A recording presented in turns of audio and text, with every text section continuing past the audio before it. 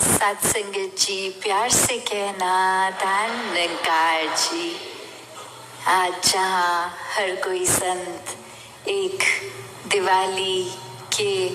ये रूप में ही पर बात कौन सी रोशनी की कर रहे हैं, ये रूहानी रोशनी, ये निराकार परमात्मा की, ये जब तक निराकार याद है मन में, ये ब्रह्म ज्ञान रूपी रोशनी है, तो ही ये मन हमेशा एक रोशनी में है। ये कुछ पलों की बात नहीं कि अगर बाहर आसमान में सूरज नहीं है तो रोशनी है, कमरे में लाइट नहीं है तो अंधेरा है। पर ये तो अंधेरा हो या एक उस रूप में उजाला फिजिकली है कि नहीं, ये ब्रह्म ज्ञान रूपी ज्योत, ये रोशनी, ये हर समय ही एक उज्जवल है। यही जीवन को भी उज्जवल करती है। चाहे वो रूप एक कि कहाँ भ्रमों भ्रांतियों से भी ये बंधन काट के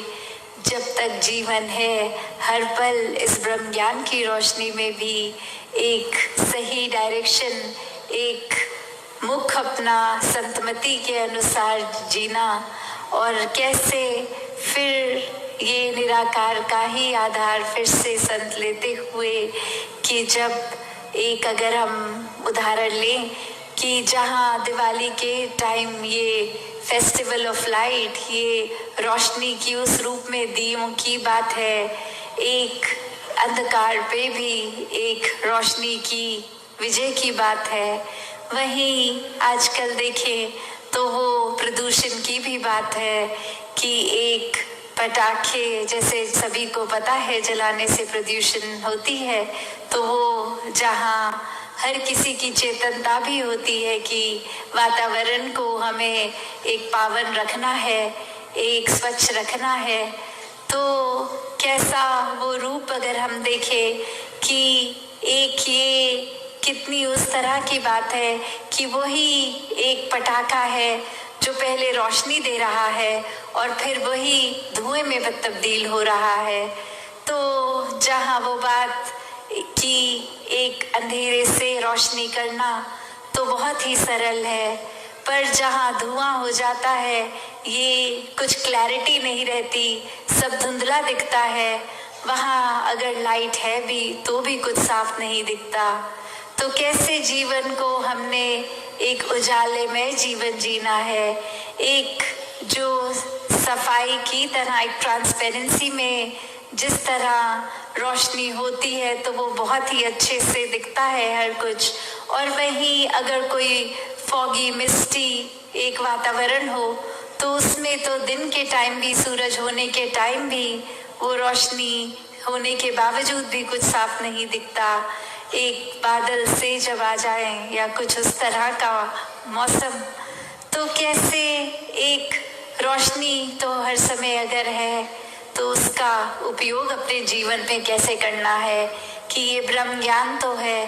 तो अब ये सिर्फ वो बात नहीं कि ब्रह्म ज्ञान ले लिया किसी एक समय,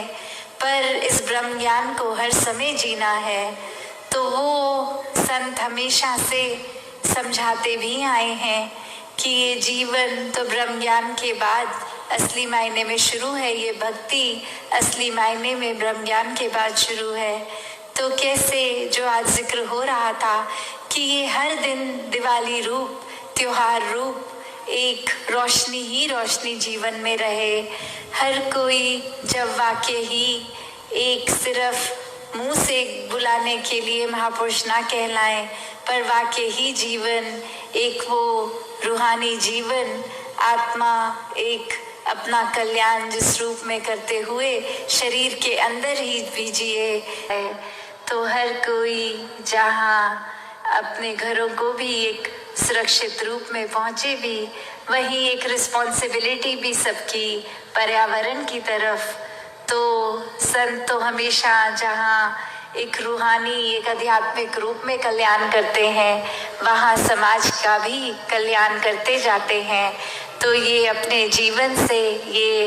एक संदेश एक हरेक तक जो पहुँचाएं कि कैसे एक रूप संसार का जिस तरह इस संसार में आए तो जो सुंदरता, जो पावनता वो थी, जब संसार से रुखसत हो तो इससे ज़्यादा उस रूप में भी संसार में एक साफ सफाई छोड़ के जाएं। तो दातार हर एक पे कृपा करे कि हर कोई निराकार के एहसास में जहाँ रहे वहीं अपनी सारी जिम्मेवारियों को भी इस तरह निभाए कि भक्ति करते जाएं और साथ ही साथ सब कुछ एक वरदानीय रूप में होता चला जाए। सत्संगत जी, धन्यवाद जी, हैप्पी दिवाली जी।